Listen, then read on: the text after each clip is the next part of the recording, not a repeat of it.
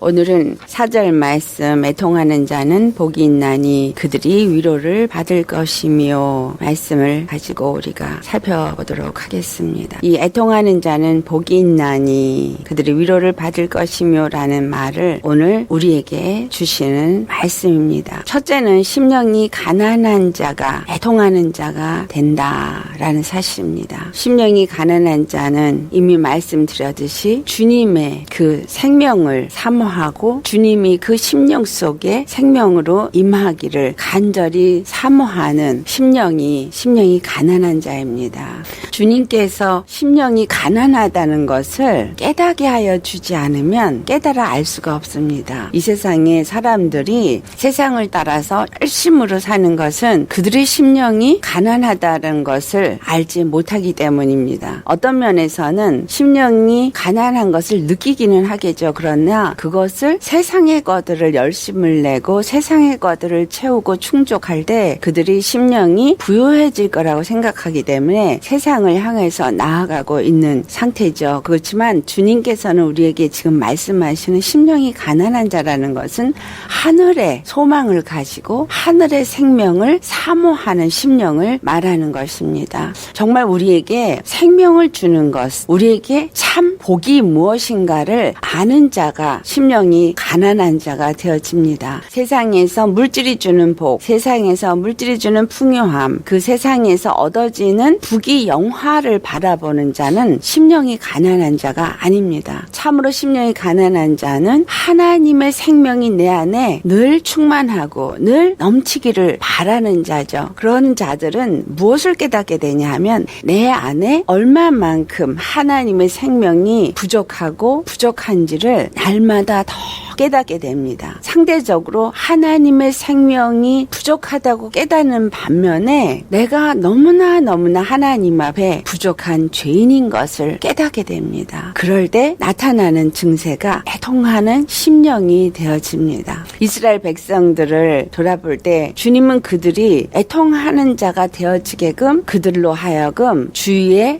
여러 나라들을 강성하게 하고 그들을 침략하게 합니다. 그래서 이스라엘 백성들이 그럴 때마다 여호와를 찾고 그의 이름을 부르짖습니다. 그럴 때 주님은 선지자를 보내서 그들로 하여금 어떻게 하면 그들이 다시 주님 앞에 돌아오게 되고 주님의 도우심을 받고 살게 될 것인가 말씀하십니다. 반드시 늘 말씀을 보내서 그들로 하여금 그 말씀을 듣고 순종할 때에 주님께서 역사를 하시고 그들이 애통하여 하는 그들의 부르짖음을 들으신다는 것을 가르쳐 주셨습니다. 이웃의 나라들을 강성하게 하고 이스라엘을 그들로 말미암아서 애통하고 부르짖게 하는 것은 그들이 하나님을 온전히 섬기지 못하는 그들 안에 있는 죄악됨을 깨닫게 하신 것입니다. 우리에게 오늘 이 애통하는 자는 복이다 하는 이 말씀을 시편 기자는 51절 17절 말씀에 하나님이 구하는 제사는 상한 심령이다 이런 말씀을 합니다. 하나님께 상하고 그 마음이 상하고 통회하는 마음을 우리에게 주시고 그리고 주님 앞에 그 상한 심령이 되어서 통회하고 애통하는 자를 주님은 절대로 멸시하지 않으신다고 말씀하고 있습니다. 시편 107편 12절부터 14절에 있는 말씀을 보면은 그들이 고통 가운데서 그들의 마음을 겸손하게 하셔다라는 말씀을 하시죠. 왜 그들이 겸손하게 되었느냐? 바로 고통을 통해서 그들을 도와주는 자가 오고 그들이 정말 엎드려져도 거기서 일어날 힘이 없기 때문에 그들은 환난 중에 여호와 하나님께 부르짖을 수밖에 없는 겸손한 자가 되었다라는 것입니다. 그래서 그들의 마음이 애통하고 그들의 마음이 상한 심령이 되어져서 여호와 앞에 부르짖을 때에 주님은 그들을 그 고통 가운데서 구원하시되 말씀을 보내서 구원하여 주신다라고 말씀하여 주셨습니다. 오늘 이 마태복음 5장 예수님께서 말씀하신 사시는 그 시대에 그 백성들은 로마의 집권 아래서 많은 세금을 내야 하는 그런 고통, 그리고 그들의 심령에는 메시아를 간절히 사모하는 심령이 되어져서 간절히 차고 찾는 심령이었습니다. 그래서 예수님이 병든 자를 고치고, 그래서 저가 혹시라도 우리에게 보내신 메시아가 아니냐 해서 그들 가운데 나왔을 때 예수님께서 하시는 말씀입니다. 애통하는 자는 복이다. 너희들이 참으로 이 고통 가운데서 애통하는 심령이 되어서 메시아를 간절히 차고 찾는다면 너희들은 복이 있는 자다. 그리고 그 애통하는 심령은 반드시 위로를 받을 것이다. 그래서 야고보 사도는 야고보서 4장 9절에서 10절에 말씀하시기를 오늘 우리에게 말씀하는 말씀입니다. 슬퍼하며 애통하며 울지어다. 너희 웃음을 애통으로, 너희 즐거움을 근심으로 바꿀지어다. 그리고 주 앞에서 낮추라. 그리하면 주께서 너희를 높이시리라. 우리 심령이 내가 무엇인가 선줄로 생각하고 내가 무엇인가 잘하고 있다고 생각하신다면 우리는 심령이 나는 지금 잘하고 있다. 나는 부족함이 없다. 라고 아마도 생각하실 것입니다. 라오디아 교회는 그들이 부요하다. 부족함이 없다. 그렇게 주님 앞에 마음을 높였던 자들입니다. 그럴 때 주님께서 하신 말씀은 너희들이 불로 연단한 금을 사서 너의 믿음이 온전케 하라는 말씀을 합니다. 불로 사는 연단, 바로 주님의 고통과 고난 가운데 들어가서 정금과 같은 믿음으로 나오라는 말씀을 하는 것입니다. 왜 슬퍼하며 애통하고 우리 웃음을 애통으로 바꿔야 하고 즐거움을 근심으로 바꿔야 합니까? 먼저는 끊임없이 내 안에 주님은 연약함과 부족함을 깨달아 알게 하신다라는 것입니다. 나의 부족함과 연약함을 말씀이 은혜로 임하면 임할수록 생명으로 받으면 받을수록 내 심령이 얼마나 부족하고 연약한지를 깨달아 알게 되어지고, 그래서 겸손하고 낮아지는 자가 되어집니다. 겸손하고 낮아지는 자가 되어질수록 우리는 어디로 나아가냐 하면 예수 십자가 앞에 나아가서 그 십자가의 은혜가 얼마나 귀하고 값지고 감사한 것인가, 나를 향한 주님의 사랑이 얼마나 큰 것인가를 깨달아 알아지게 됩니다. 그래서 우리의 웃음이 주님 앞에 애통으로 바뀌어지게 됩니다. 내가 얼마나 죄인인지를 깨달아 알아져서 애통하게 되어지고, 내가 정말 얼마나 죄인인지를 깨달아 알아지니 그 은혜가 너무너무 감사해서 눈물로 주님 앞에 나아가게 되어지고, 또 그 은혜가 깨달아 알아지니까 주님의 은혜를 알지 못하는 그러한 자들을 바라볼 때 너무나 마음이 아파서 애통하는 심령이 되어지게 되고 눈물로 나아가게 되어지는 것입니다.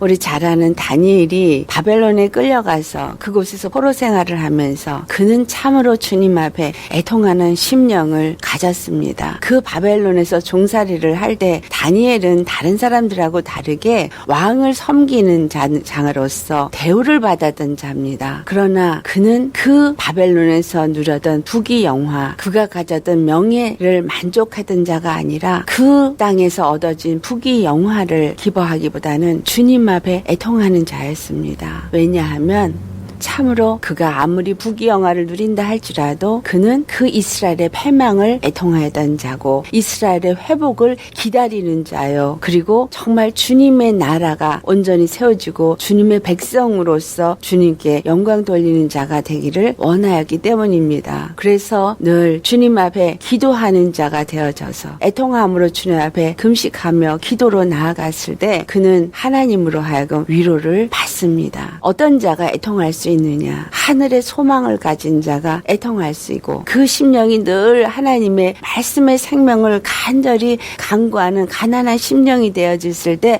애통할 수 있고, 또한 바벨론의 포로가 되어진 상태, 다시 말하면 영적으로 죄의 종이 되어져서 끌려가고 있고 어둠 가운데 지배받고 있는 영혼들을, 주의 백성들의 그 고통을 돌아보고 아는 심령이 되어질 때 애통하는 자가 되어질 수 있는 것입니다. 것입니다. 주님 앞에 우리는 참으로 날마다 애통하는 나의 죄를 더욱더 깨닫고 나의 부족함을 깨닫고 주님 앞에 위로를 구하는 자, 그리고 우리가 당한 환난 중에서 정말 주님의 위로가 임하기를 간구하는 그러한 심령이 되어야 하는 것입니다. 이 땅이 지금 어두움으로 치닫고 있고 어두움이 점점 더 이기는 것 같은 시대에 우리가 살고 있기 때문에 우리는 애통할 수밖에 없습니다. 주님의 그 놀라우신 능력, 전지전능하심이 도무지 나타나는 것 같지 않기 때문에 끊임없이 교회는 무너져 가고 있고 주님이 정말 살아 역사하시는 것을 우리가 보기가 힘들기 때문에 애통할 수밖에 없습니다. 하지만 주님은 이 가운데서 이미 제가 말씀드렸던 것과 같이 염소와 양을 가르신다는 겁니다. 정말 우리 심령이 애통하면서 하늘의 소망을 가지고 주님을 바라는 그러한 심령이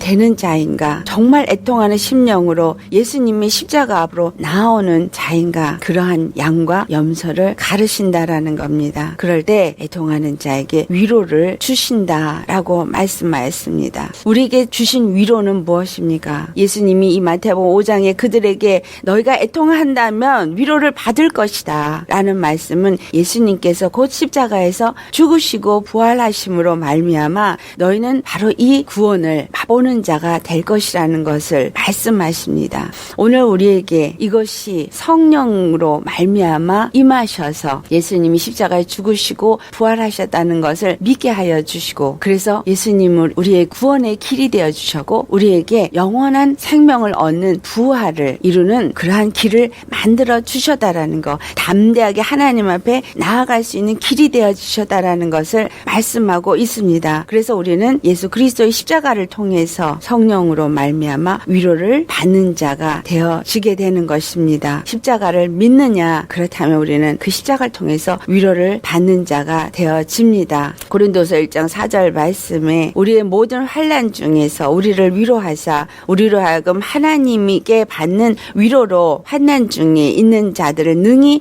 위로하시는 분이시다라고 말씀합니다. 우리가 지금 이 환난, 이 고통, 이 어려움 속에서 정말 여러분들이 위로를 받고 계시느냐? 만약에 위로를 받고 있다면 확실하게 여러분은 십자가에 믿음을 가진 자입니다. 그렇다면 여러분은 확실하게 복받은 자입니다. 심령이 가난한 자가 되어질 때 애통하는 심령이 되어질 수 있습니다. 애통하는 자는 그 다음에 온유한 자가 되어지는 것입니다. 주님은 우리가 마음이, 심령이 가난한 자가 되기를 원하고 심령이 낮은 자가 되어지기를 원하고 겸손한 자가 되기를 원하신다라는 것을 아셔야 합니다. 주님 앞에 참으로 겸손하고 참으로 낮아진 심령, 그는 오직 하나님 앞에 모든 것을 맡긴 심령이 되어집니다. 하나님 앞에 늘 애통하는 심령으로 늘 주님 앞에 간구하는 자가 되어지게 되어지고 늘 모든 것에 하나님의 손길이 임하기를 원하는 간구하는 심령이 되어지게 됩니다. 그래서 하나님께서 모든 일을 이루시기를 바라고 소망하는 자가 되어져서 내 모든 걸음이 하나님의 인도함을 받지 않으면 절대로 온전할 수 없다라고 믿는 겸손한 심령이 바로 이 애통하는 자인 것입니다. 그러한 자가 되어져야지만 그 다음 나오는 말씀, 온유한 자가 되어집니다. 그냥 온유한 자가 되는 것이 아닙니다. 마음이, 심령이 늘 그 생명을 간구하는 가난한 심령. 그래서 주님 앞에 늘 낮아진 겸손한 심령으로